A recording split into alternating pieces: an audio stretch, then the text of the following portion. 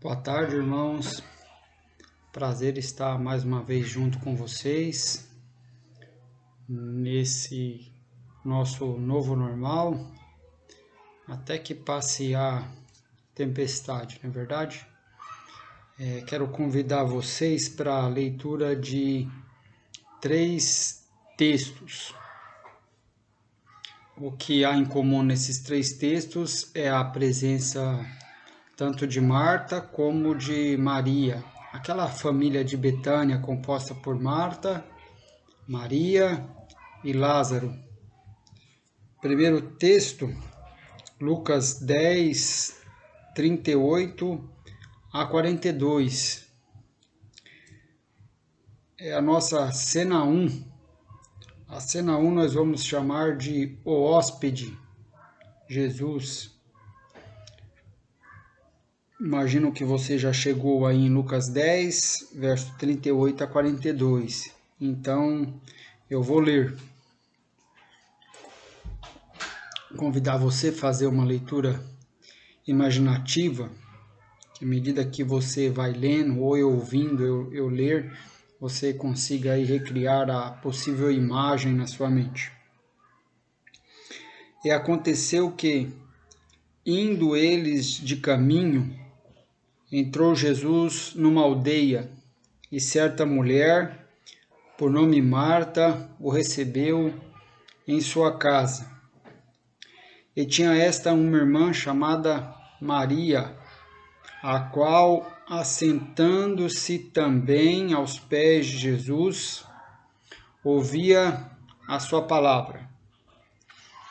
Quero enfatizar esse assentando-se também aos pés de Jesus, ouvia a sua palavra. Se você ler aí atentamente, vai concluir que a primeira a se assentar aos pés de Jesus foi Marta. E Maria assentou-se também. Então, inicialmente está tanto Maria quanto Marta aos pés de Jesus. E aí acontece alguma coisa com Marta. Marta, porém, andava distraída em muitos serviços e, aproximando-se, disse: Senhor, não importa que minha irmã me deixe servir só? Dize-lhe que me ajude. Então Marta começou ali ouvindo Jesus, está aos pés dele, mas de repente ela é distraída com os serviços da casa que ela precisava fazer. Ela está recebendo aqui talvez Jesus e mais os seus 12 discípulos. São 13 homens. Isso vai demandar bastante trabalho, refeição, organização da casa. Era um costume da época quando você recebia alguém, se você não fosse rico o suficiente para ter um servo, um escravo, você lavaria os pés daquelas pessoas que vinham cheia do pó da estrada. Então, muita tarefa, muitos afazeres Marta tem. E aí ela inicialmente ela senta aos pés de Jesus, mas agora o texto já diz que ela está distante, ela se reaproxima e cobra Jesus, dizendo para Jesus assim, o senhor não se importa que a minha irmã está me deixando servir só? Toma partido, manda ela me ajudar.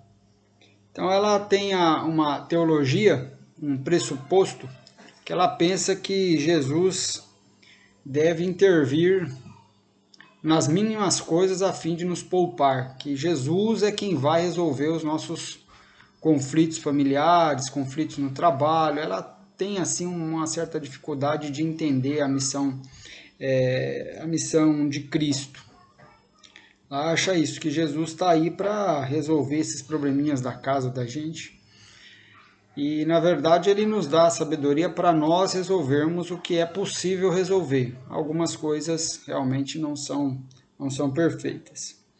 E aí, respondendo, Jesus disse-lhe: Marta, Marta, estás ansiosa e afadigada com muitas coisas, mas uma só é necessária, e Maria escolheu a boa parte, a qual não lhe será tirada. Então ele faz aqui um diagnóstico da alma de Marta, diagnóstico preciso, correto, direto, sem margem de erro, diagnóstico absoluto ele faz, ele é Deus, ele é onisciente, e identifica que Marta está ansiosa e afadigada. Ele não diz que Marta é ansiosa e que Marta é cansada, ela está ansiosa, está afadigada, então é possível sair desse estado.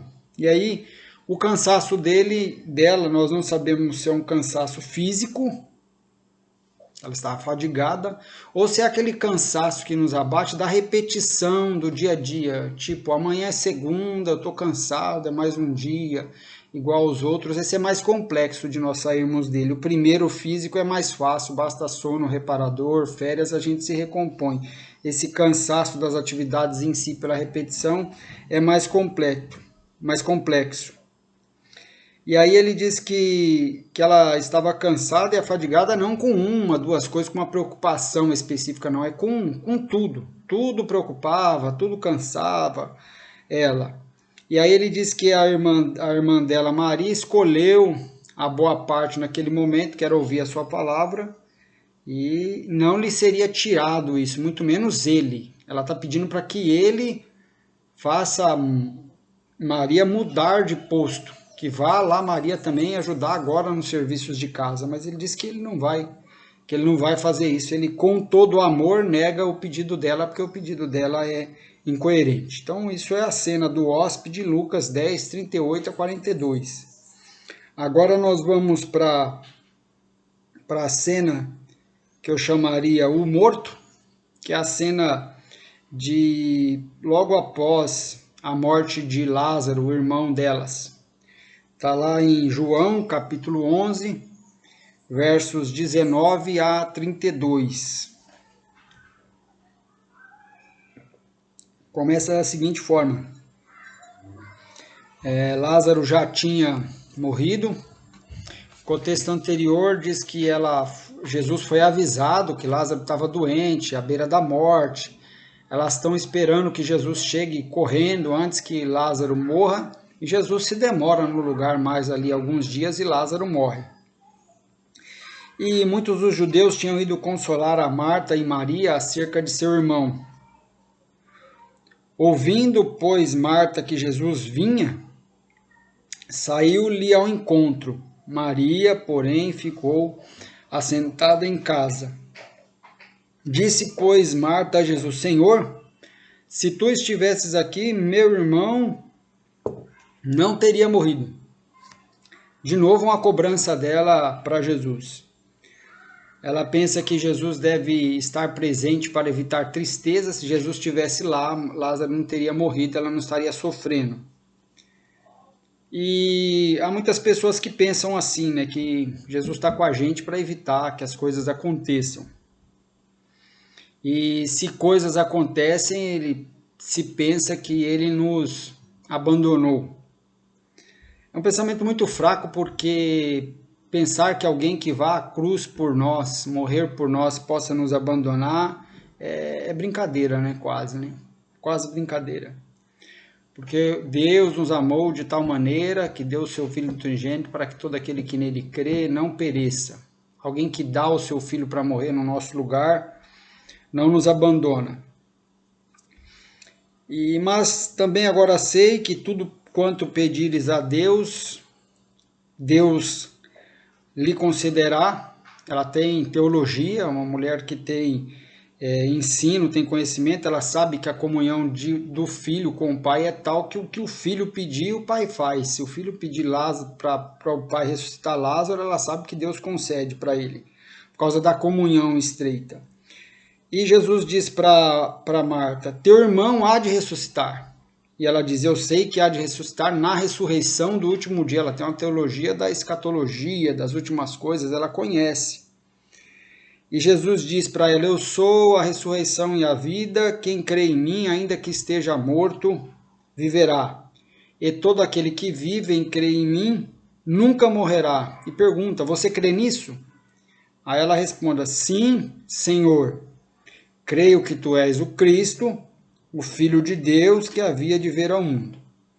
E, dito isto, partiu e chamou em segredo a Maria, sua irmã, dizendo, o mestre está cá e te chama.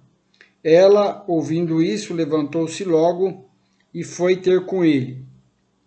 Pois Jesus ainda não tinha chegado à aldeia, mas estava no lugar onde Marta o encontrara. Então esse encontro se dá antes de Jesus chegar na casa, elas fazem a outra parte do caminho e encontram ele no meio. Tamanha é ali a apreensão por causa da morte. Vendo, pois, os judeus que estavam com ela em casa e a consolavam, que Maria apressadamente se levantara e saíram, seguiram-na, dizendo, vai ao sepulcro para chorar ali. Tendo, pois, Maria chegado aonde Jesus estava e vendo, lançou-se aos seus pés, dizendo-lhe, Senhor, se tu estivesses aqui, meu irmão não teria morrido. Interessante que elas lidam com a morte de maneira diferente, isso é próprio da personalidade. Marta faz uma cobrança em cima de Jesus, fala, ó, se você tivesse aqui, meu irmão não estaria morrido. O que ela está querendo dizer é, por que você não veio antes para evitar isso? É duro isso, né? E Maria já tem uma outra postura. Quando ela chega diante de Jesus, ela se lança aos pés dele e ela confessa em outra entonação, ó, Senhor, se tu estivesses aqui, meu irmão não estaria morrido, mas eu não estou num embate contigo frente a frente, eu estou aos teus pés. E agora a cena 3, em João, capítulo 12, 1 e 3, vamos dizer que essa cena é uma refeição tranquila. Foi, pois, Jesus 6 dias antes da Páscoa a Betânia, onde Lázaro, o que falecera e a quem ressuscitara dentre os mortos. E outros evangelhos vão dizer que é uma refeição não na casa de Marta e Maria, mas na casa de Simão, um leproso que foi curado por Jesus. Fizeram-lhe, pois, ali uma ceia, e Marta servia, e Lázaro era um dos que estavam à mesa com ele. Então Maria, tomando um arratel de unguento de nardo puro, de muito preço, ungiu os pés de Jesus, enxugou-lhe os pés com seus cabelos, encheu-se a casa do cheiro do unguento. Então, nos 3 textos, a gente tem a presença de Marta e Maria. Eu li os 3 juntos propositalmente para a gente ter uma ideia mais assertiva a respeito da personalidade de Marta e definirmos ela melhor. Isso porque quando eu falo Marta para você, se você é mais ou menos igual eu era, antes de analisar melhor, a gente tende a pensar nela, taxar nela como aquela mulher ansiosa e afadigada que ao invés de ficar aos pés de Jesus, foi cuidar dos afazeres da casa. Não é assim que a gente tende a pensar? Mas o texto mostra para nós, primeiro, que ela não foi assim direto cuidar dos serviços da casa e abandonou Jesus, que a princípio ela se sentou aos pés de Jesus, como Maria também, mas depois ela foi atraída para os afazeres. E nós tendemos a pensar também que cuidar das coisas da casa, comparado a ouvir Jesus, são coisas sem importância, coisas assim de um segundo escalão. É assim que os religiosos da época pensavam. Eles pensavam assim, nós, os homens, cuidamos das coisas espirituais, e as mulheres cuidam do lar. Não era dado muito ensino religioso para a mulher naquela época. Elas não eram assim tão vistas nas sinagogas, não havia discípulas e uma série de coisas assim. A esfera religiosa era mais reservada ao homem e a mulher ficava mais voltada para as tarefas do lar. Mas Jesus fez uma revolução nesse aspecto. Ele tinha discípulas, nenhum mestre tinha discípulas naquela época, só o mestre só tinha discípulos homens. Jesus teve discípulas no seu círculo, que são inclusive essas que o acompanham até a sua morte, que vão no seu túmulo, que anunciam a sua ressurreição. Se os mestres da época nem conversavam com as mulheres a respeito de assuntos religiosos, porque não as consideravam com tal capacidade, Jesus fez muito mais. Jesus debateu o assunto religioso com elas. A mulher samaritana debate com Jesus algumas questões. Aqui, Marta debate com Jesus algumas questões. É mais que ensino, é aceitar ser perguntado e questionar. É um diálogo. É um diálogo, é muito humilde de Jesus fazer isso. E ele aqui nessa cena, aqui na casa de Marta, convidando ela para voltar a aprender com ele, elogiando que Maria está ali ouvindo a sua palavra. Hoje, para nós, isso é muito normal, essa participação da mulher na esfera religiosa, mas o que Jesus estava fazendo aqui era uma verdadeira revolução de costumes. E o fato de Maria estar cuidando daquelas atividades do lar, não existe nada errado naquilo. Porque Paulo depois vai orientar as mulheres a serem boas donas de casa. Marta tentava ser uma boa dona de casa. E assim como Paulo orientaria uma irmã nossa que é contadora a ser uma boa contadora, há uma irmã nossa que é assistente financeira a ser uma boa assistente financeira, a fazer seu trabalho aonde for para a glória de Deus, porque toda vocação é santa. Então você tem essa cena 1 e não vamos mais pensar a Marta apenas como essa mulher afadigada e ansiosa, a gente pode descobrir mais a respeito dela. Lucas coloca a decisão de receber Jesus como dela. O texto diz para nós que Marta recebeu Jesus em sua casa, e não Maria. Foi Marta que abriu a porta, foi dela a decisão de receber Jesus. Logo, a Marta era a decisora daquele núcleo familiar. Pelo menos na ausência de Lázaro, ela que tomava as decisões. Ela decidiu receber, é dela a decisão.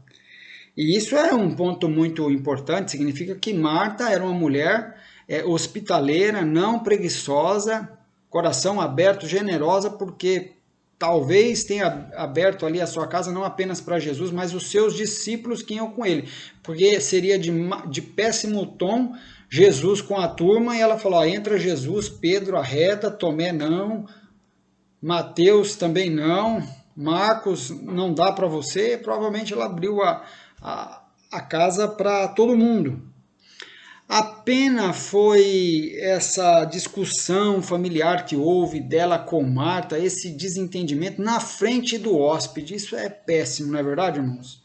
Isso é péssimo, na frente de Jesus, chamando ele para o meio da questão. Isso é um cuidado que a gente deve ter quando recebe pessoas em casa, evitar discussões, constrangimento, envolver as pessoas. É desagradável, muito desagradável o que aconteceu. Provavelmente o jantar desceu meio assim indigesto, ficou meio pesado o clima. Essa cena 1.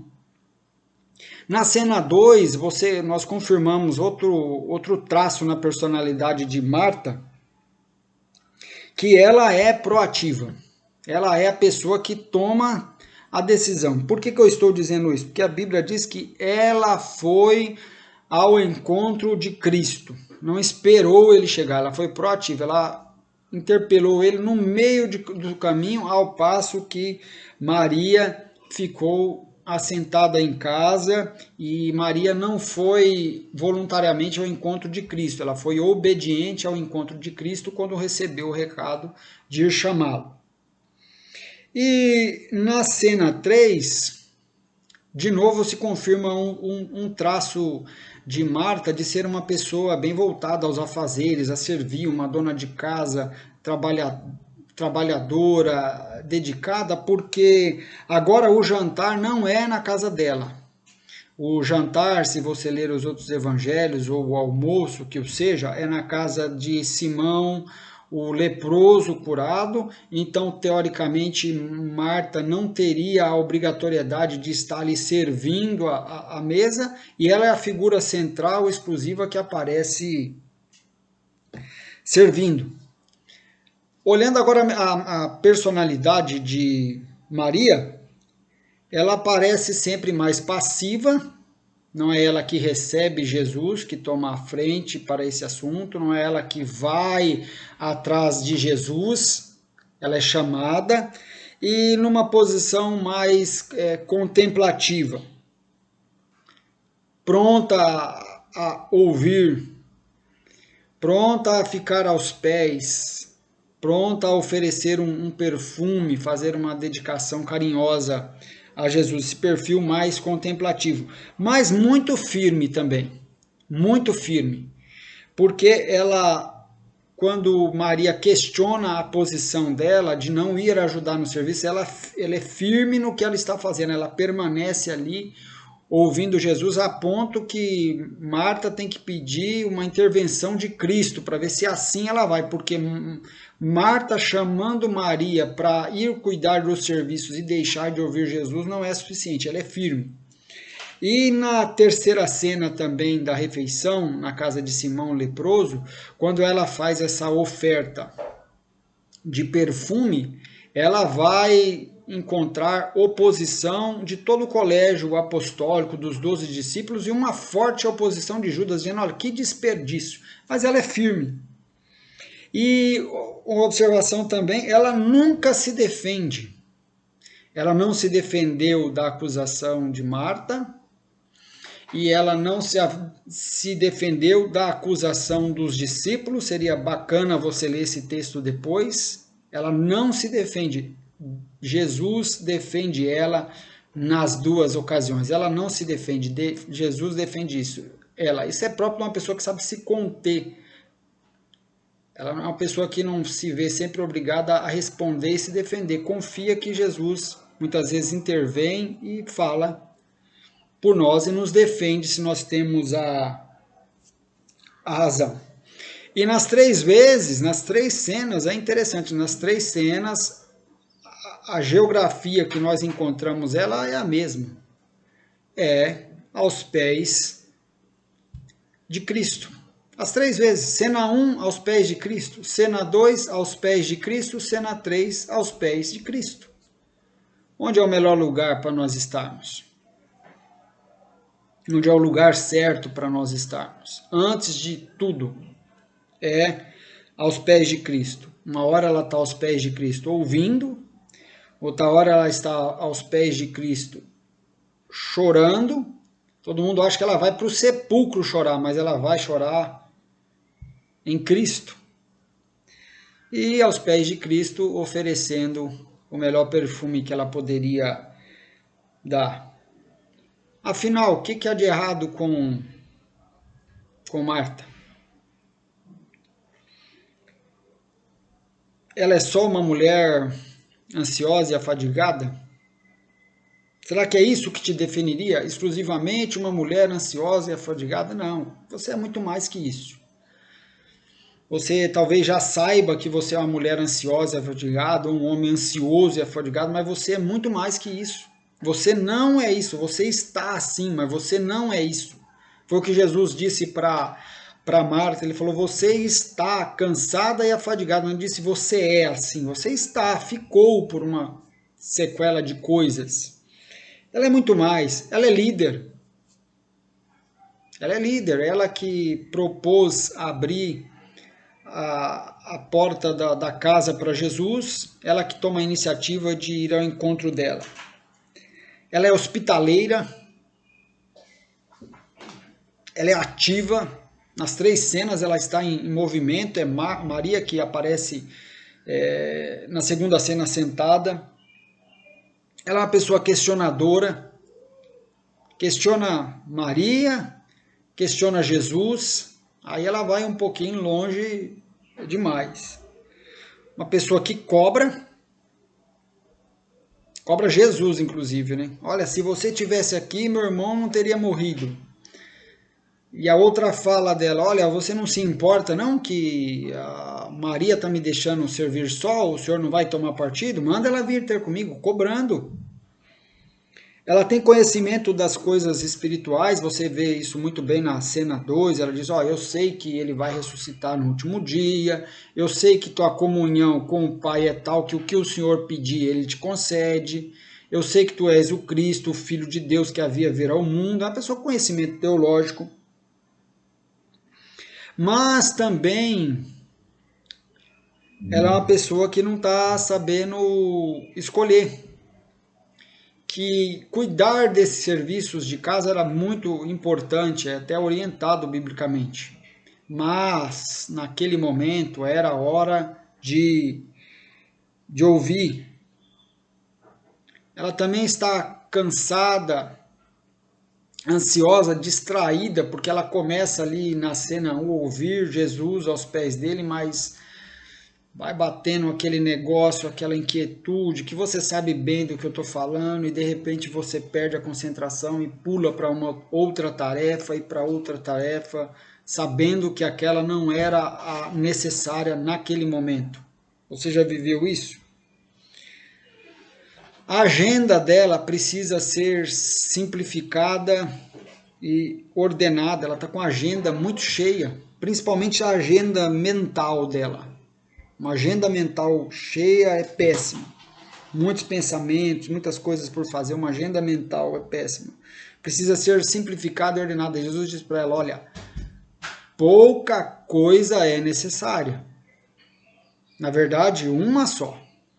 E Maria escolheu a boa parte e não lhe será tirada. Porque uma agenda muito cheia produz mais ansiedade, mais fadiga, mais cansaço.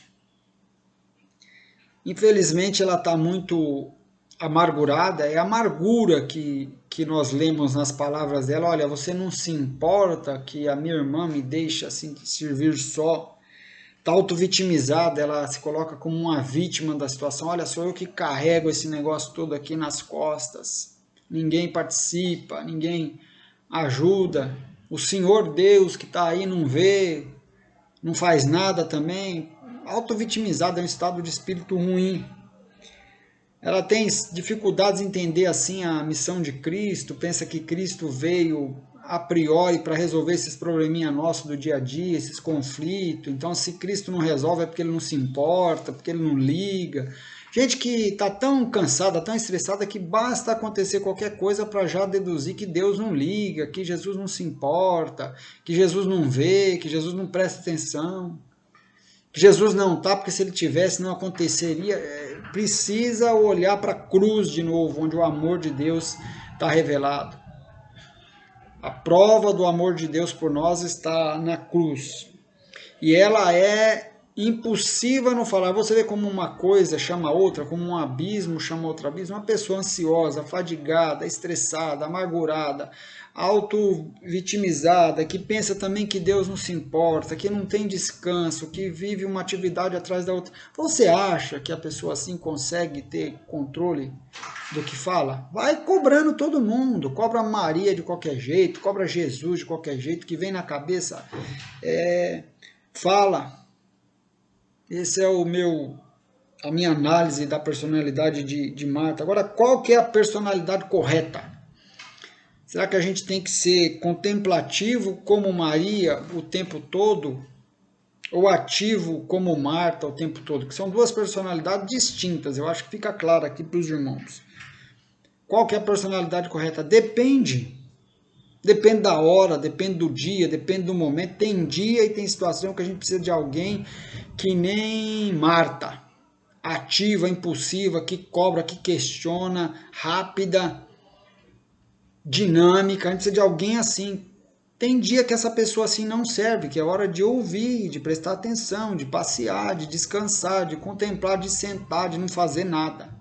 Então, qual a personalidade correta? Depende. O ideal é que a gente saiba transitar conforme as necessidades. O livro de Provérbios diz para nós, melhor de Eclesiastes, que há tempo para todas as coisas. O problema de Maria é fazer as coisas na ordem errada, de um jeito errado. O que Marta precisa desenvolver? Capacidade contemplativa, quietude, concentração, realizar o trabalho de forma mais doce, mais amorosa, sem tanta amargura, sem tipo, olha, eu tô fazendo, mas caramba, fazendo de novo sozinha, só fica para mim, só sobra para mim, você sabe o que eu tô falando. controle no falar, não cobrar tantos outros. Nem Jesus escapa das cobranças dela. Você imagina? Se nem Jesus escapa, quem é que escapa na frente dessa mulher das suas cobranças? E nós podemos viver esse estado e pecar muito nele sem perceber. Porque quando nós erramos fazendo algo inerentemente mal, é fácil perceber. A acusação na nossa consciência, a fala do Espírito Santo é muito clara. Por exemplo, se um homem está adulterando, se um homem está roubando, está mentindo, é muito patente que está errado, porque aquilo é inerentemente mal. Mas Marta não está fazendo nada inerentemente mal, ela está fazendo uma coisa boa, porém, numa hora errada, com um espírito ruim. Ela não estava mal intencionada. O que ela estava fazendo? Ela estava trabalhando em casa para a família e para servir Jesus. Mas naquela hora não era tempo de fazer, era tempo de ouvir, mas ela não carrega um espírito contemplativo, ciente para ficar quieta e ouvir, ela tem que fazer. As coisas mandam nela, ela é vendida a toda a atividade, perdida. Jesus faz esse diagnóstico dela. Agora, estar aos pés de Cristo vem antes do trabalho para Cristo. O Deus do trabalho é mais importante que o trabalho para Deus. Fazer para Deus sem cultivar uma relação com Ele de nada vale. Quero que você faça 3 considerações. Deus não quer apenas o seu trabalho para Ele. Eu vou lá fazer o trabalho de Deus, fazer culto, cantar, ler a Bíblia, fazer aqui oração, visitar pessoas. Deus não quer apenas o seu trabalho para Ele. Porque isto um escravo faz. Se Deus quisesse trabalho, chamaria escravos. Como Deus quer relação, Deus nos chama filhos. Deus quer uma relação com filhos, não com escravos. Deus quer uma relação com filhos, porque com filhos Ele trabalha em nós, trabalha conosco e Deus trabalha para nós também. É uma relação, Ele não quer o nosso trabalho. Se Ele quisesse exclusivamente o nosso trabalho, um escravo daria isso para Ele. Ele quer uma relação com filhos. Um escravo trabalha diferente de um filho. Um escravo trabalha por obrigação e trabalha por sustento.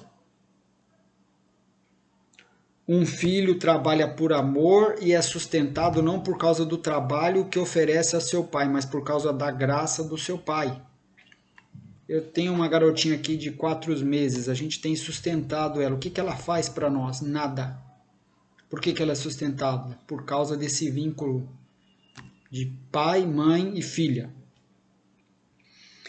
Então, a gente deve colocar em primeiro lugar a nossa relação com Jesus, o estar aos pés dele, o ouvi-lo, o conhecê-lo, depois o que nós vamos fazer para ele. Mateus capítulo 7, verso 22 e 23, vai mostrar algo interessante, que lá no dia do juízo, as pessoas ainda vão estar tentando se salvar pelas obras. Claro, não tem arrependimento depois da morte. Elas estão lá tentando se salvar pelas obras, defendendo que devem ser aceitas por causa do que fizeram. Então não coloque o trabalho em primeiro lugar, as tarefas, o fazer para Cristo em primeiro lugar. Coloque Cristo em primeiro lugar, o resto vem sempre depois. Mateus 7, 22 e 23 diz assim: muitos me dirão naquele dia: Senhor, Senhor, não profetizamos em teu nome? E em teu nome não expulsamos demônio? E em teu nome não fizemos muitas maravilhas? Profetizamos, expulsamos e fizemos. E Jesus lhes diz abertamente: nunca vos conheci, apartai-vos de mim, vós que praticais a iniquidade. O trabalho como meio de ser aceito. Porque eu fiz, o Senhor tem que me aceitar. Eu fiz em teu nome, eu fiz para ti. Agora o Senhor me deve a aceitação. O filho pródigo, quando volta, bem intencionado, arrependido, mas equivocado. Lucas 15 e 19, ele vai dizer o seguinte: já não sou digno de ser chamado seu filho, faze-me como um dos teus jornaleiros. O filho pródigo oferece trabalho para ser aceito. Fala, olha, eu não tenho dignidade para ser filho, para ser tratado como filho, mas me contrata como jornaleiro, eu te dou o meu trabalho e você me coloca aí. E veja na história se o pai aceita isso. É tentador, irmãos, pensar que nosso valor para Deus vem do que fazemos. O nosso valor para os irmãos vem do que fazemos. Está errado também.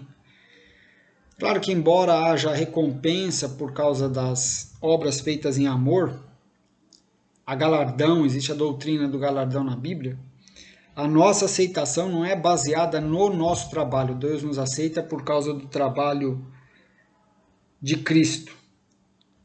Então Marta recepciona Jesus aos seus pés, mas rapidamente perturbada e distraída pelas tarefas, cede.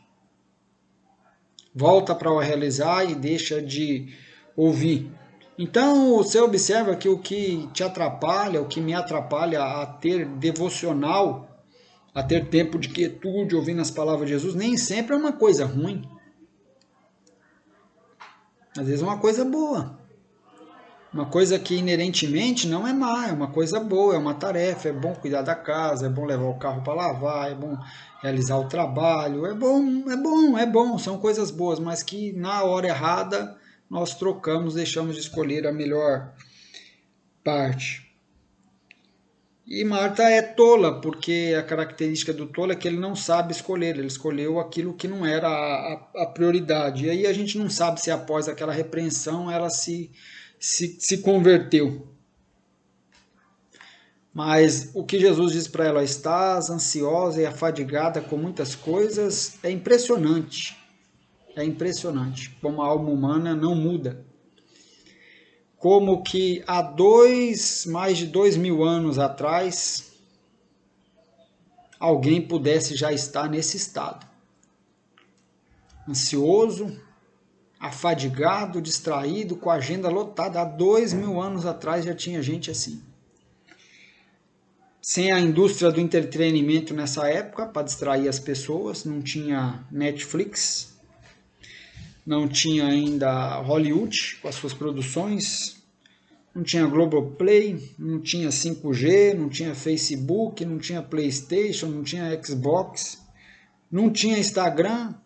Numa casinha pequena em Betânia, simples, uma mulher apenas com uma função, que era a função de doméstica, já recebe esse diagnóstico, está ansiosa e afadigada. Você imagina hoje se Jesus for na nossa casa, nos visitar e for apresentar para nós o diagnóstico, o que vem por aí? O que é que Jesus está querendo falar com a gente, irmãos?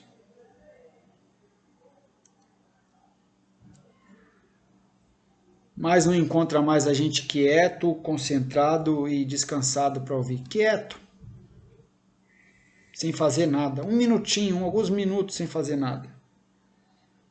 Concentrado. Agora mesmo eu estou pregando essa mensagem, eu tenho lá minhas dúvidas se você não está com outra janela do celular aberta, fazendo 22 coisas ao mesmo tempo. Será que Jesus consegue comunicar com gente assim?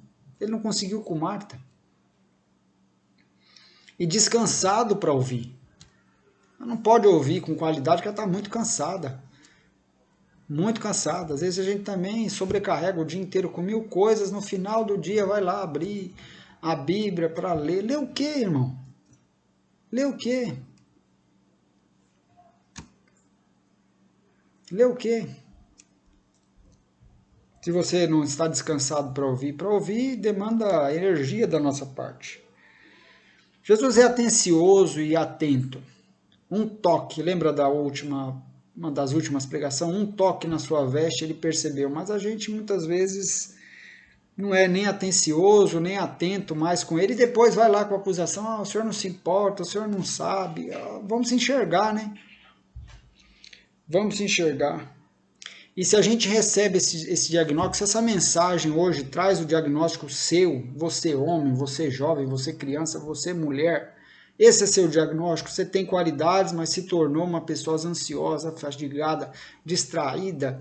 Você é responsável por atuar nas causas de cortar Instagram, cortar Facebook, cortar Netflix, parar com as séries e reservar tempo aos pés de Jesus para ouvi-lo. Você já não recebeu o diagnóstico?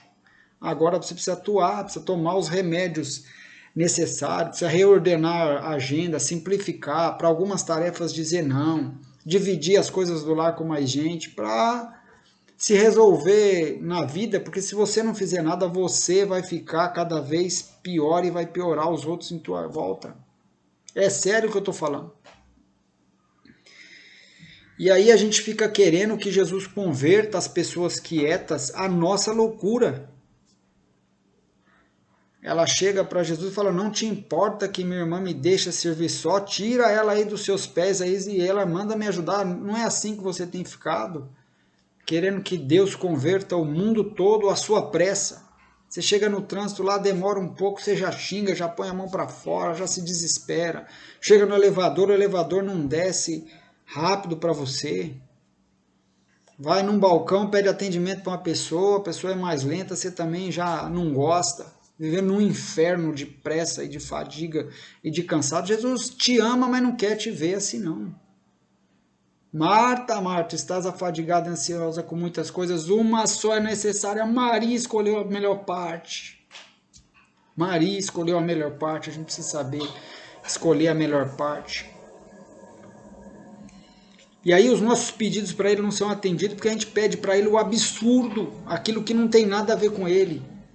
Viu que o absurdo que ela pediu para ele, falou, manda Maria sair daí e vir me ajudar. Ele não concorda com isso, ele diz, não, eu não vou tirá-la daqui. Então a gente reclama às vezes orações não ouvidas, mas são orações também absurdas.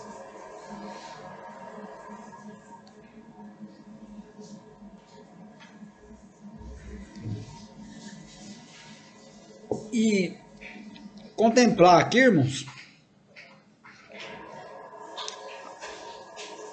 a relação dela de Maria com Jesus como é diferente da relação de Marta, porque esse estado de espírito afeta também a nossa relação com os homens na terra e com Deus no céu. Ela cobra Jesus 2 vezes, não é verdade? Lembra aí? Cobrou 2. Enquanto Maria ou conta para ele, ou chora, ou ouve, ou oferece. E naquela época, uma mulher fazer uma cobrança para um homem, não era assim que funcionava. Hoje é normal, eu defendo que seja normal. Mas naquela época não era assim. E esse homem é Deus encarnado. 2 cobranças. E aí, não vai fazer nada? Não te importa que minha irmã me deixe servir só? Segunda vez, ó, se tu tivesse aqui, não teria morrido, hein? Não teria morrido, mas você se demorou. Apesar disso, Jesus dá 2 presentes para ela. Mesmo quando ele é interpelado na casa dela, um convidado ser interpelado daquele jeito é desagradável, né, gente? Receber uma pessoa em casa e fazer aquela cobrança, e aí, não faz nada, não toma posição, coisa chata, né? Chata. Apesar disso, ele dá para ela um autorretrato dela. Fala, olha, Marta, estás ansiosa e afadigada com muita coisa. É muito bom. É muito melhor você receber um retrato de Jesus seu para poder se enxergar ali, se acertar, sabendo que aquele é o psicólogo que não erra, assertivo, correto. É um presente. Se enxergar é um presente, irmãos. Se enxergar é um presente. Jesus faz ela se enxergar e fala, Marta, vou te dar um espelho. Essa é você, ansiosa, afadigada com muitas coisas. Olha aí você. Olha aí, o que você vai fazer a respeito desse quadro que você viu seu hoje? E numa fala muito doce, Marta, é um jeito doce de falar. E depois dá para ela mais um presente, ressuscita o irmão dela.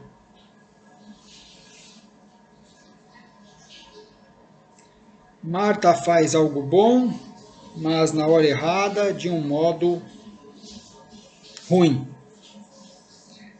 Ela está amargurada, sente-se injustiçada pelas cargas que carrega, mas são as cargas que ela escolheu, porque lá no almoço, na casa de Simão o leproso, onde ela não é a anfitriã, quem aparece lá servindo?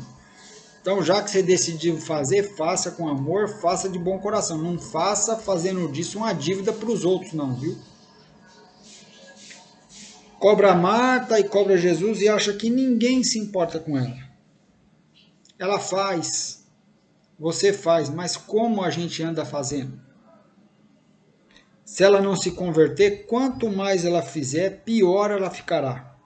Quanto mais ela trabalhar, quanto mais ela realizar, mais encher a agenda, ela vai ficar cada vez mais amargurada, mais injustiçada, mais ansiosa, mais afadigada, porque sem amor nada aproveita. Claro que Maria tem que também participar mais, dividir as tarefas com ela, mas se Marta não mudar o que Maria faz, sempre vai ser pouco. Sempre vai ser pouco. E aí o que nós precisamos não é saber que as pessoas têm personalidade diferente, é aceitar que as pessoas têm personalidade diferente, há certos traços aceitáveis e há certos traços que a pessoa precisa trabalhar com a ajuda de Deus para mudar. Ser ansiosa e afadigada, ficar cobrando as pessoas, se sentindo amargurada, injustiçada, é algo que a pessoa tem que fazer alguma coisa em respeito para o bem dela, para o bem das pessoas que moram naquela casa, para o bem de muita gente. Toda pessoa, toda personalidade, irmãos, qual que é a personalidade certa? Maria ou Marta? Responde aí para nós. A verdade é assim, toda personalidade carrega virtudes por causa de nós sermos a imagem de Deus. Carregamos virtudes por causa da graça comum que nos foi preservada, o homem carrega virtudes. Mas todos nós também carregamos pecados, carregamos defeitos, porque o homem caiu. Então tem esses dois polos. Então você não pode dizer, eu sou um lixo, eu não sirvo para nada. Não, não é assim que Jesus diagnostifica Marta. Não é verdade isso, mas também não vai se achar o máximo também, né? Vai se achar o máximo. Para terminar, Filipenses 2, 3, 14. Porque Deus é o que opera em vós, tanto querer como o efetuar, segundo a sua boa vontade. Então, quando Deus opera em nós o querer, Ele também está operando em nós o efetuar, há um jeito próprio da gente fazer as coisas, que é o que o versículo 14 diz. Fazei todas as coisas sem murmurações nem contendas. Isso é o que está faltando para Marta. E esse é o trânsito que a gente tem que fazer. Às vezes a gente está aqui, a gente se tornou pessoa não contemplativa, mas pessoa ociosa. Então a gente tem que se mover aqui para o meio, aqui para um lugar aqui onde a gente tem tempo para contemplar e tem tempo também para agir, onde a gente contempla ativo. Às vezes a gente está lá na ponta, lá já hiperativo, hiperansioso, isso é fatigado. Aí Jesus quer nos trazer para o meio. Tá bom? Que Deus o abençoe. Pega esse diagnóstico aí.